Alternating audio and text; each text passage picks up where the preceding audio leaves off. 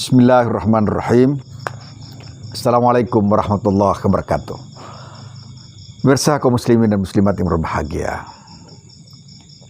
berkisah dan menceritakan tentang Syekh Abdul Qadir Al-Jailani sungguh sesuatu yang sangat menyenangkan, sangat membahagiakan, dan tentu saja memiliki kenikmatan tersendiri.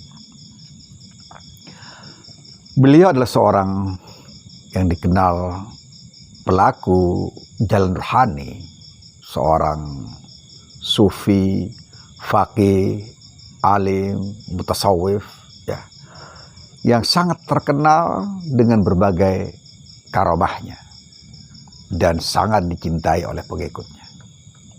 Syekh Abdul Qadir Al-Jailani, menurut Ibnu Qudamah, beliau mengatakan, saya kutip dari buku Qasas Al-Awliya yang ditulis oleh Muhammad. Dia mengatakan bahwa, kata Ibnu Qudamah, seorang penulis yang juga banyak menulis tentang jalan spiritualitas, beliau mengatakan, aku tidak pernah mendengar seseorang memiliki karamah lebih banyak daripada Syekh Abdul Qadir Al-Jailani. Kemudian aku juga tidak pernah melihat seseorang yang begitu dimuliakan oleh orang-orang karena agamanya melebihi Syekh Abdul Qadir Al-Jailani. Beliau menguasai 13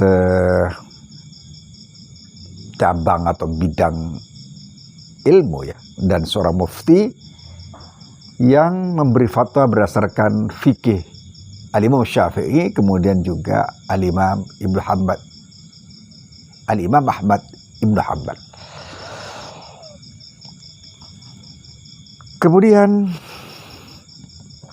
beliau juga adalah sosok yang banyak menjadikan orang non-muslim masuk agama Islam karena kearifan-kearifan kata yang beliau miliki.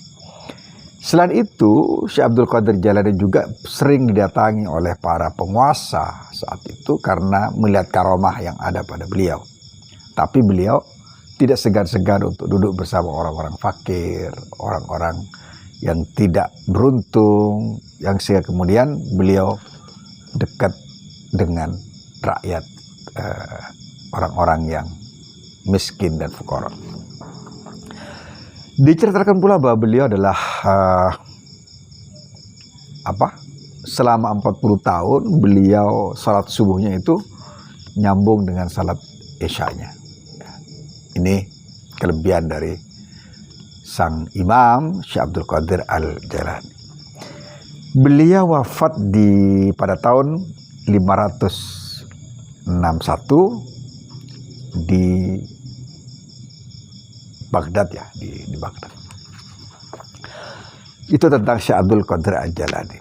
Yang ingin saya sampaikan tentang beliau adalah kejujuran yang menjadikan beliau sangat-sangat terkenal, menjadikan perampok menjadi sadar akan kesalahannya. Syekh Abdul Qadir Jailani menuturkan begini, aku, kata beliau, membangun hidupku di atas kejujuran. Aku membangun hidupku di atas kejujuran, berjalan di atas kejujuran, tidak pernah berjalan di atas kedustaan. Ceritanya, kata beliau, ketika aku hendak pergi dari Mekah menuju Baghdad untuk menuntut ilmu, ibuku memberiku 40 dinar. Yani uang emas 40 dinar. Kemudian ibuku, kata beliau, meminta aku untuk berjanji agar aku senantiasa jujur. Ya. Talabat minni an akuna shadiqan fi ayyi hal. Dalam perjalanan ketika kami tiba di kota Hamdan, sekawanan perampok mencegat kami, kata Syekh Abdul Qadir Al-Jailani.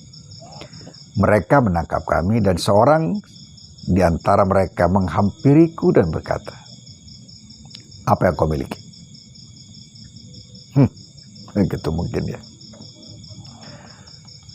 Aku menjawab dengan santai, dengan relaks. 40 dinar, kataku. Begitu aku berkata jujur, malah orang itu mengira aku mengolok-oloknya, mempermainkan yang bersangkutan. Lalu dia meninggalkanku. Ini di sini sudah, tatkala orang jujur itu orang malah tidak percaya ya.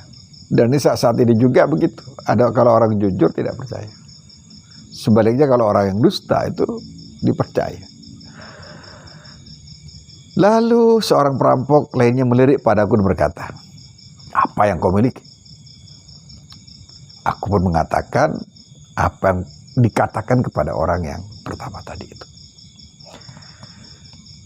Karena aku menjawab dengan jawaban yang sama, maka aku pun dibawa kepada gembong ya, gembong perampok ya waktu itu. Kemudian sang gembong ini berkata kepada Syekh Abdul Qadir Jailani, apa yang membuatmu berkata jujur? Sang imam berkata, ibuku memintaku berjanji untuk selalu jujur. Maka kata Syekh Abdul Qadir Jailani, aku takut mengkhianati janjiku pada ibuku. Nah, ini pelajaran penting bagi orang tua ya. Anak-anak kita itu diajari satu kata, jujur. Dan kalau anak-anak kita sudah jujur dalam kehidupan mereka, maka kita aman. Karena kejujuran itu adalah puncak dari kecerdasan seseorang. Tiba-tiba sang gembong perampok ini menjerit dan menangis. Menjerit dan menangis. Kamu takut berkhianat, kata dia. Kamu takut berkhianat pada janjimu kepada ibumu. Sementara aku tak takut berkhianat pada janjiku kepada Tuhanku Allah SWT. Setelah itu dia kemudian memberikan perintah kepada seluruh anggotanya agar harta dari kafilah yang ada bersama Syekh Abdul Qadir Al-Jailani waktu itu dikembalikan pada pemiliknya. Kemudian gembong perampok itu berkata, berkat dirimu, aku bertobat kepada Allah. Mendengar kata-kata itu, para pengikut gembong perampok ini berkata, engkau pemimpin kami dalam merampok, maka hari ini pun engkau menjadi pemimpin kami dalam bertobat. Setelah itu seluruh perampok itu bertobat karena satu hal, karena kejujuran sang imam. Dan perlu diketahui, kejujuran itu bukan satu hal yang mudah untuk didapat oleh seorang. Karena kejujuran itu adalah sifat yang melekat pada seorang rasul. Dan tentu saja ini adalah sifat Allah Subhanahu wa taala. Innallaha la yukhliful mi'ad. Kita diharapkan menjadi sosok yang jujur juga. Agar ada ma'una Allah atau mungkin karamah Allah yang diberikan kepada kita karena kejujuran kita. Ini dikutip oleh Muhammad Khalid Thabit dari buku Nuzhat Al-Majalis karya As-Safura ya, pada jilid 1 halaman 131. Syekh Abdul Qadir Jailani telah mengajarkan kepada kita tentang kejujuran itu yang diambil dari sang Nabi Muhammad SAW sebagai As-Sadiqul Amin, yang dia ambil pasti dari sari-sari kitab suci yakni Al-Quran yang diajarkan kepada dirinya. As-sidqu yunji, kesabaran, kejujuran itu menyelamatkan. Assalamualaikum warahmatullahi wabarakatuh.